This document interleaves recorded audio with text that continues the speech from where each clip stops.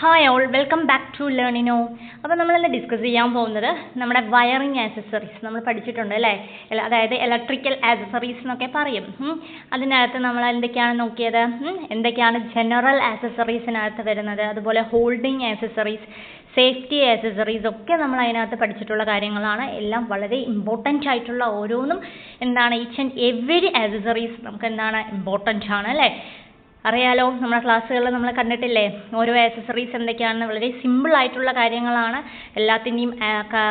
Current, ampere, അതുപോലെ ഒരുപാട് കാര്യങ്ങൾ അതിനകത്ത് നമ്മൾ കണ്ടു കഴിഞ്ഞു അല്ലേ. അപ്പോൾ അതിൽ കുറച്ച് MCQs എന്തൊക്കെയാണ് അത് റിലേറ്റഡ് ആയിട്ട് ചോദിക്കാൻ സാധ്യതയുള്ള ക്വസ്റ്റ്യൻസ് എന്നാണ് നമ്മളിന്ന് ഡിസ്കസ് ചെയ്യാൻ പോകുന്നത്. Question number 1. As per the standard electrical design, the recommended schedule for 5 amps and 15 amp socket outlet for dining room is. എന്താണ് പറയുന്നത്, നമ്മുടെ റൂൾസ് റിലേറ്റഡ് ആണ് അല്ലേ. അതായത് ഒരു സ്റ്റാൻഡേർഡ് ഇലക്ട്രിക്കൽ ഡിസൈനിങ് പ്രകാരം എന്താണ് റെക്കമെൻഡഡ് ഷെഡ്യൂൾ ഫോർ, നമുക്കറിയാം എന്താണ് ഒരു 5 ആംപ്സും അതുപോലെ 50 ampere socket outlet for dining റൂമിന് എങ്ങനെയാണെന്നാണ് ചോദിച്ചിട്ടുള്ളത്. അപ്പോൾ ഓരോന്നിൻ്റെയും നമ്മുടെ recommended schedule of socket outlet ഞാൻ പ്രൊവൈഡ് ചെയ്തിട്ടുണ്ട്. അപ്പോൾ നോക്കിയാൽ നമ്മുടെ റൈറ്റ് സൈഡിൽ കാണാൻ പറ്റും. അതിലേതൊക്കെയാണ് നോക്കിയേ. ആദ്യം ബെഡ്റൂമിൻ്റെ ആണ്. അതുപോലെ number of 5 amp socket outlet വന്നിട്ട് എത്രയാണ് ഒരു ബെഡ്റൂമിനകത്ത് വേണ്ടത്, 2 to 3 ആണ്. നമ്പർ ഓഫ് 15 ആംപ് സോക്കറ്റിൻ്റെ ആണെങ്കിൽ അത് 1 ആയിരിക്കണം. ഓർത്ത് വെക്കുക കേട്ടോ, വളരെ ഇമ്പോർട്ടൻ്റ് ആണ് ഇതൊക്കെ. അതുപോലെ ലിവിങ് റൂമിൻ്റെ കേസിലാണെങ്കിലും എത്രയാണ് 5 ആംപ്സ് എടുക്കുകയാണെങ്കിൽ അത് 2 or 3 അത്രയേ പാടുള്ളൂ. നമ്പർ ഓഫ് 15 ആംപ്സിൻ്റെ ആണെങ്കിൽ 2 വരാം. കിച്ചണിനകത്ത് 5 ആംപ് ആണെങ്കിൽ 1 സോക്കറ്റ് ഔട്ട്ലെറ്റ് ആണ്. 15 ആംപ്സ് ആണെങ്കിൽ അത് എത്രയാണ് 2 ആണ്. എന്നാൽ ഡൈനിങ് റൂമിൻ്റെ കേസ് നോക്കിയേ, number of 5 amps socket outlet എന്ന് പറയുന്നത് 2 ആണ്. Number of 15 amp socket outlet എന്ന് പറയുന്നത് 1 ആണ് അല്ലേ. നമ്മളടുത്ത് ചോദിച്ചിട്ടുള്ളത് തന്നെയാണ് ഡൈനിങ് റൂമിൻ്റെ കേസാണ് ചോദിച്ചിട്ടുള്ളത്. നമുക്ക് ഏത് വേണമെങ്കിലും നമുക്ക് എക്സ്പെക്ട് ചെയ്യാം. ബെഡ്റൂമിൻ്റെ ആക്കാം, ലിവിങ് റൂമിൻ്റെ, കിച്ചണിൻ്റെ, ഗാരേജിൻ്റെ ഒക്കെ ആണെങ്കിൽ 1 and 1.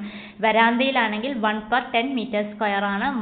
ബാത്റൂമിൻ്റെ ആണെങ്കിലും 1 and 1. അപ്പോൾ ഏതൊക്കെയാണ് നോക്കി വെക്കുക. മെയിനായിട്ട് നമ്മൾ എന്താണ് നമ്മൾ ചോദിച്ചിട്ടുള്ളത് ഡൈനിങ് റൂം ആയതുകൊണ്ട് 5 amp സോക്കറ്റ് എന്ന് പറയുന്നത് അത് 2 ആണ് അല്ലേ. 2 ആണ്. 15 amp ആണെങ്കിൽ അത് 1 ആണ്. അപ്പോൾ കറക്റ്റ് ആൻസർ വന്നിട്ട് 2 and 1 റെസ്പെക്റ്റീവ്ലി എന്ന് പറയുന്നതാണ്. അപ്പോൾ എല്ലാ പ്ലഗ്സും സോക്കറ്റ് ഔട്ട്ലെറ്റും എങ്ങനെയാണ്, അതൊരു 3 pin ടൈപ്പ് ആയിരിക്കും അല്ലേ. അതായത് approximate pin of the socket being connected permanently to the earthing system ആണ്. അതായത് ഓൺലി 3 pin ആണെങ്കിൽ 5 amp socket outlet shall be used in all light and fan sub circuit ആണ്. 3 pin ആണെങ്കിൽ 15 amp socket outlet shall be used in the power sub സർക്യൂട്ടിലാണ് അത് use ചെയ്യുക. ഈ 2 പോയിന്റും ഓർത്ത് വെക്കുക കേട്ടോ, അത് വളരെ ഇമ്പോർട്ടൻ്റ് ആണ്. ഈ ഒരു 2 പോയിന്റുകൾ നന്നായി നോക്കാം. ഓക്കെ,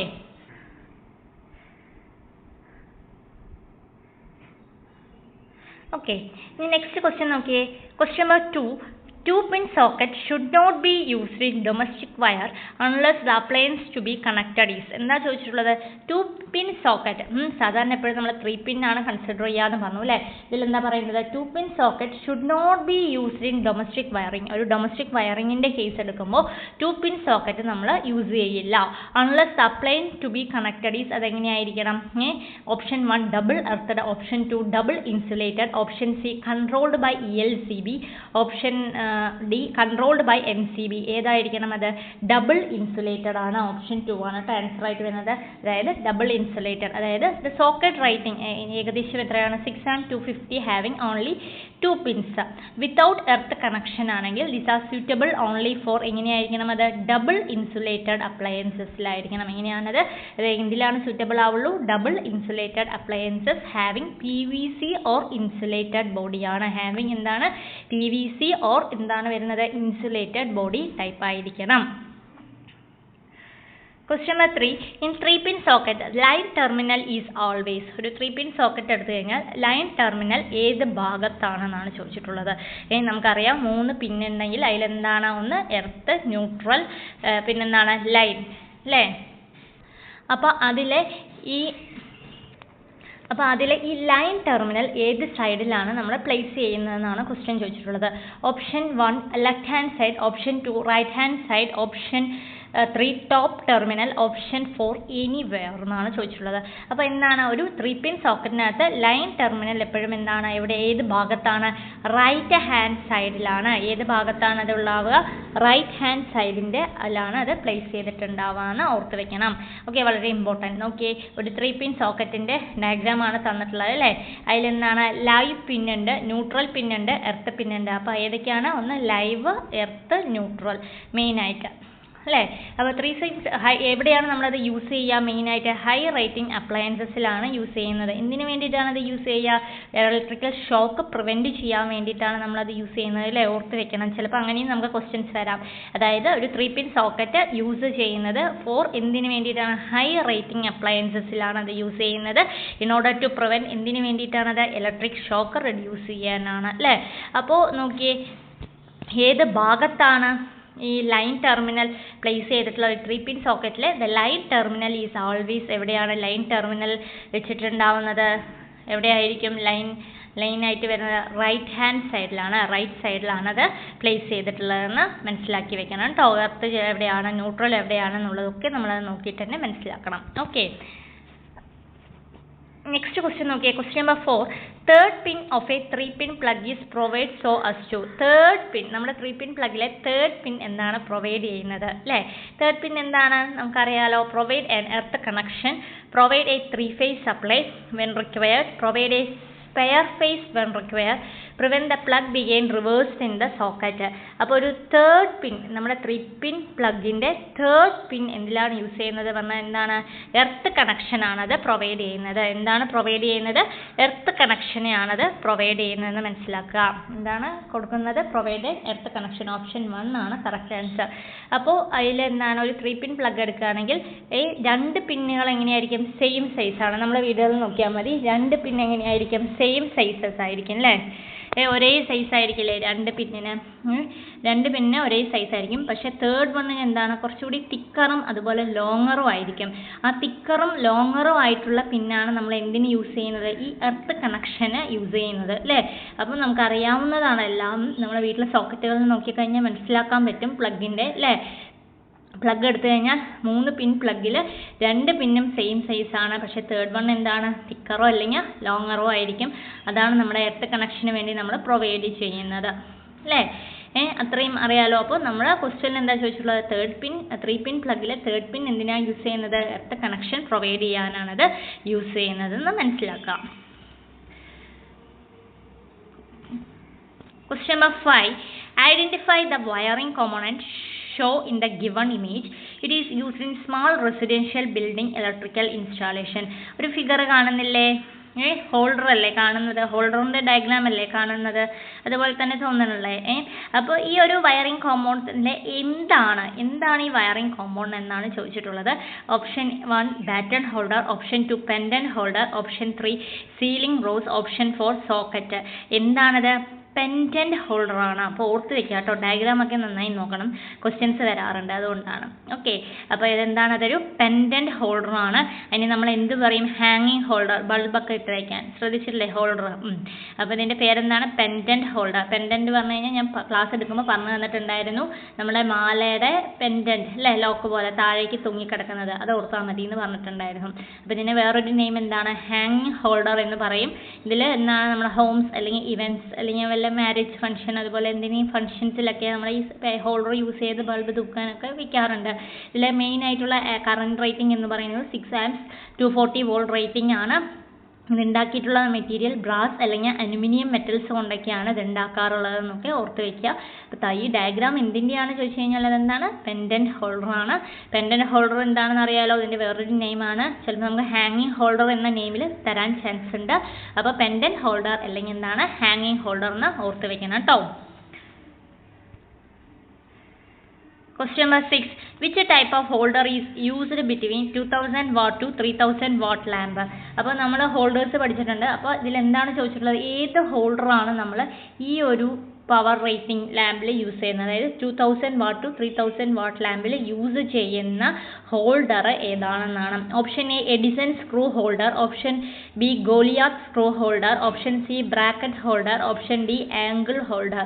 അപ്പോൾ ആ ഒരു പവർ റേറ്റിംഗിൽ യൂസ് ചെയ്യുന്ന ഹോൾഡർ ഏതാണെന്ന് ചോദിച്ചു കഴിഞ്ഞാൽ അതേതാണ് എഡിസൺ സ്ക്രൂ ഹോൾഡർ ആണ്. ഏതാണ്?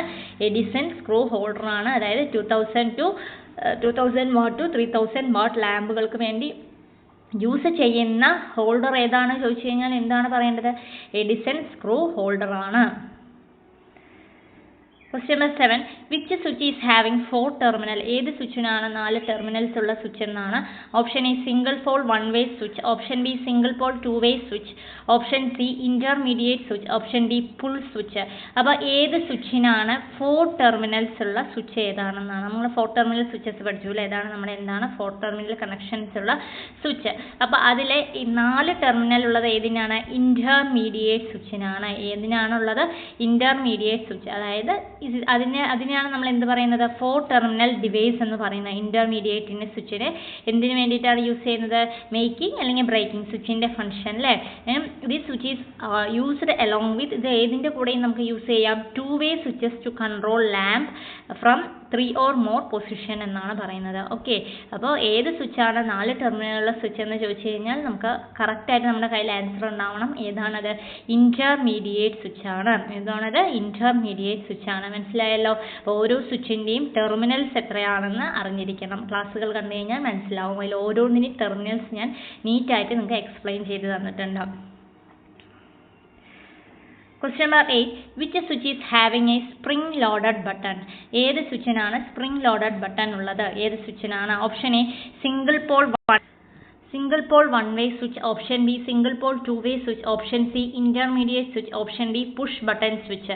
അപ്പോൾ ഏത് സ്വിച്ചിലാണ് സ്പ്രിംഗ് ലോഡഡ് ബട്ടൺ ഉള്ളത് ചോദിച്ചു കഴിഞ്ഞാൽ അതേതാണ്? പുഷ് ബട്ടൺ സ്വിച്ച് ആണ്. ഏതാണത്? Push button. ഓപ്ഷൻ ഡി ആണ് കറക്റ്റ് ആൻസർ. ഏതാണ് വരുന്നത്? പുഷ് ബട്ടൺ സ്വിച്ച് ആണ്. എന്തുള്ളത്? നമ്മുടെ സ്പ്രിംഗ് ലോഡഡ് ബട്ടൺ പ്രൊവൈഡ് ചെയ്തിട്ടുള്ള സ്വിച്ച് ഏതാണ്?